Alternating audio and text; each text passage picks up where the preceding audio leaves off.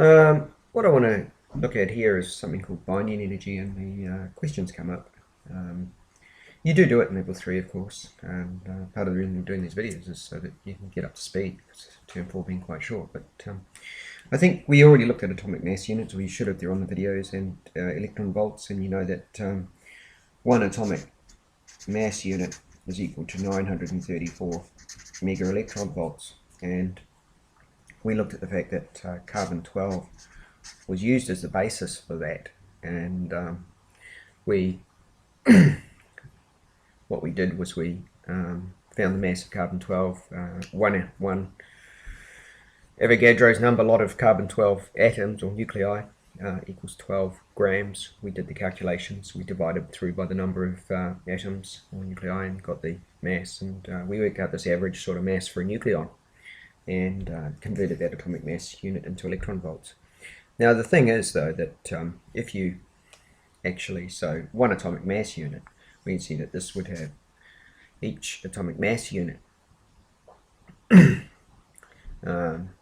1, this would have 12 atomic mass units. That would be its mass.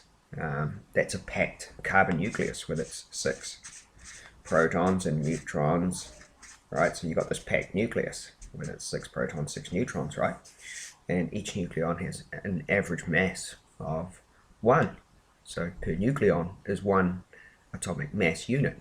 Now the thing is, if you pull this apart, all those protons and neutrons, all 12 of them, and weigh those masses separately, then you're going to end up with a bigger mass. So the mass of the parts is bigger than the mass of the whole, and the mass, and this is all related to potential energy. When we take these little particles off to the ends of the universe, they are gaining potential energy. So you gain potential energy when you have a force, well, when you work against the force. So when you lift something up against a gravitational force, that's a gain in potential energy.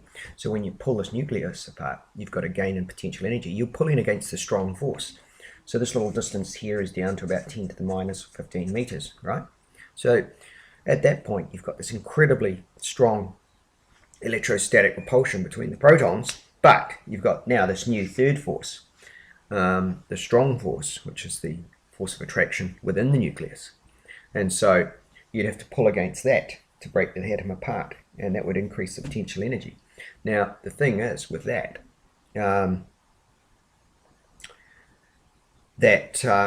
when we pack the nucleus back together, we've got a low potential energy, low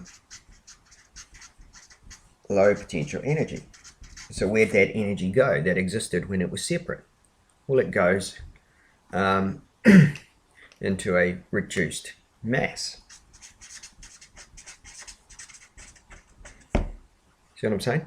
The actual energy they gain when you pull it apart results in an increased mass, and when you pack it together and you've got a decreased energy, that results in a reduced mass.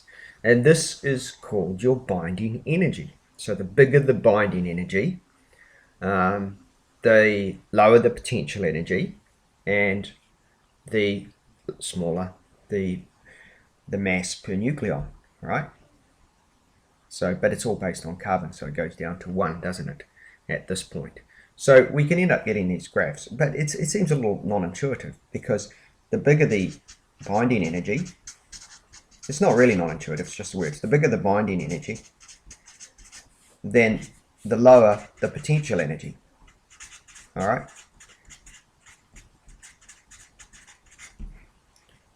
It's given up that energy, and the smaller the mass. So that's a bigger mass deficit. So if we calculate the mass when it's separated compared to when it's all together, then that's the difference, is the mass deficit. So the bigger the binding energy, the bigger the mass deficit, the lower the potential energy, the smaller the mass of the nucleus. So even some of my good students sometimes get a little bit confused with that. But what I want to show you though, just briefly, is the graph. We see this graph and it sort of looks something like that. This is Z, if you like. This is the atomic number getting bigger, and this is the binding energy. Now there's a couple of ways you can do this. Let me just reset my computer so that I can see the video. This is, we can have a couple of different scales. So up here we might be around about, I don't know, 92 or something like this. This might be where uranium is. These low elements might be where hydrogen is. And up the peak of the curve we might have iron. It's the most stable one. So these are binding energies.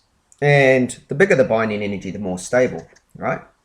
So up at this end here, we've got a binding energy of maybe 1.008 atomic mass units.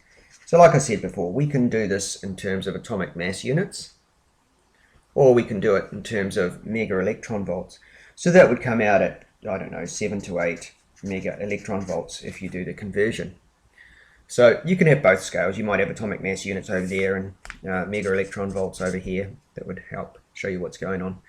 So you can see that if we were to look for carbon or something like that, then the binding energy is about that, right? Because the carbon, when it's separate, has a bunch of protons. It might be about 7.5 or something like that.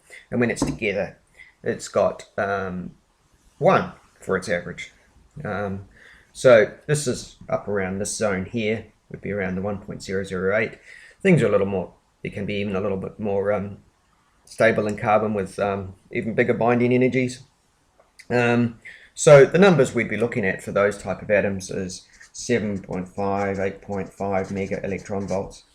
And that's all based on the fact that the proton, when it's separate, has a binding in it, has a mass of about 1.007, neutron 1.008, and that's equivalent to about 7 or 8.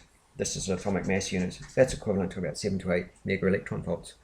So the thing is that we've got this loss of energy when you pack a nucleus tight. It's seen as a decrease in mass for the packed nucleus, and we call this binding energy, and we can have it in mega electron volts or atomic mass units. Now the thing is, that means that something like uranium, if it splits into 2 smaller nucleuses, there's going to be this energy release as it gets a bigger binding energy.